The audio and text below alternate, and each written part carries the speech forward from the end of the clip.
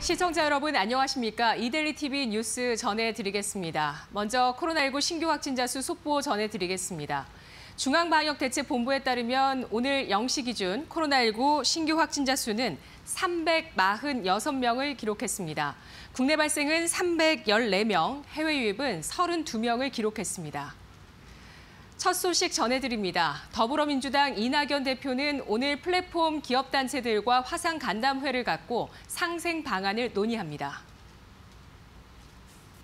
오늘 간담회에는 한국핀테크 산업협회, 인터넷기업협회, 코리아 스타트업 포럼 등 플랫폼 기업단체들이 참여합니다. 이 대표는 간담회에서 코로나19 사태로 인한 플랫폼 기업의 현황과 상생 실적 노력, 향후 제도와 방안 등에 대한 의견을 듣고 소득 격차 해소 방안을 찾을 예정입니다. 앞서 더불어민주당은 네이버 파이낸셜, 카카오페이 등 개별 플랫폼 기업들과 간담회도 추진했지만 해당 기업들이 난색을 보여 무산되기도 했습니다. 정부가 재생의료 선도 국가로 거듭나기 위해 향후 5년간 추진할 첨단 재생의료 정책의 밑그림을 마련했습니다. 보건복지부는 식품의약품안전처 등 관계 부처와 어제 오후 제1차 첨단 재생의료 및 첨단 바이오의약품 정책심의위원회를 열어 5개년 기본 계획을 수립했습니다. 정부는 빠른 속도로 변화하는 첨단 재생의료 분야를 선도할 수 있도록 오는 2030년까지 10년간 5,955억 원 규모의 국가 연구개발 비용을 투자합니다. 줄기세포와 유전자 치료 등으로 알려진 첨단 재생의료는 살아있는 세포를 이식해 손상된 인체 조직을 대체 또는 재생함으로써 관련 질환을 완치하는 차세대 의료 기술입니다.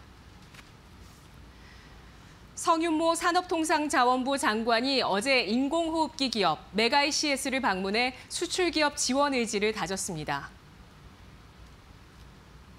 성 장관은 어제 경기도 파주시에 있는 메가이CS를 방문해 수출 플러스 전환과 무역 1조 달러 회복을 통해 올해를 수출과 경제 반등의 해로 만들겠다고 밝혔습니다.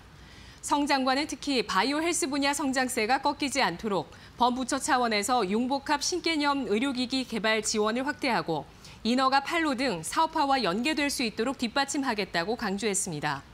김종철 메가이CS 대표는 정부가 꾸준히 연구개발과 해외 진출, 공공수요 창출 등을 지원해준 덕분이라며 우리 기업이 좋은 성과를 거둘 수 있도록 정부의 역할을 기대한다고 말했습니다.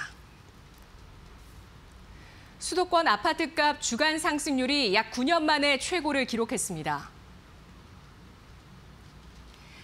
한국부동산원은 1월 셋째 주 전국의 아파트 매매 가격이 0.29% 올라 지난주 대비 상승폭이 커졌다고 밝혔습니다. 특히 지역별로는 수도권의 아파트값이 0.31% 오르며 부동산원 통계 작성 이후 8년 8개월 만에 최고를 기록했습니다. 부동산원 관계자는 수도권에서 교통망과 주거 환경 개선 기대감이 있는 지역 위주로 아파트값이 키 맞추기를 하는 것이라고 설명했습니다. 정부가 올해부터 9천만 원 이상의 고가 전기차의 보조금을 지원하지 않는 내용의 친환경차 보조금 개편안을 내놓았습니다. 정부는 어제 전기 승용차의 보조금을 최대 820만 원에서 800만 원으로 낮추고 차량 가격 구간별로 보조금을 차등 지급하는 내용의 친환경차 보조금 개편 체계를 발표했습니다. 이에 따라 6천만 원 미만의 전기차에는 보조금 전액을 지원하고 6천만 원에서 9천만 원은 50%를 지원합니다. 또 9천만 원 이상 고가 차량에는 보조금을 지원하지 않습니다.